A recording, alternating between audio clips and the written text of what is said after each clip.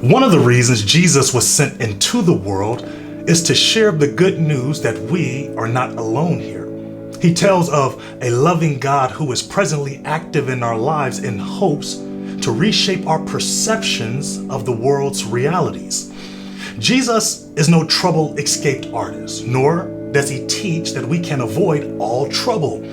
He makes it clear that no matter who you are or what you have, if you are in the world, you will have tribulation. Here, everyone receives bad news at one point or another. And as you know, bad news has the power to change your mood and how you live your life. News of an unexpected and soon approaching deadline for a work project will cause a pressure that feels like our stomachs are knotted. News of a beloved cousin's misfortune tenses and turns our bodies in sync with our unsettled concerns. Or it can be news of a coworker's plans to block our career trajectory that has us feeling equally enraged and paranoid. Hearing bad or troubling news fills our inner worlds with tribulation. Unfortunately, there's no way to avoid the world's problems, but there is a way to overcome them. Jesus knew it.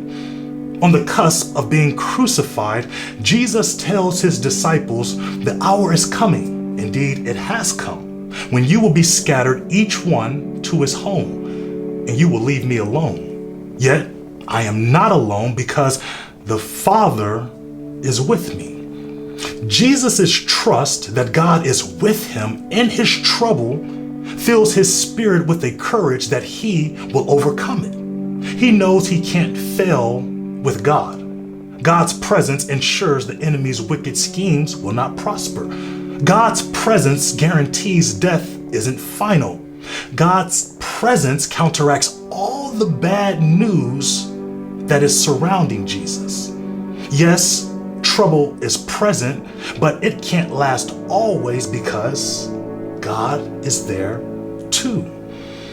Jesus triumphed over troubling emotional strain by leaning on God's love and mindfulness of him.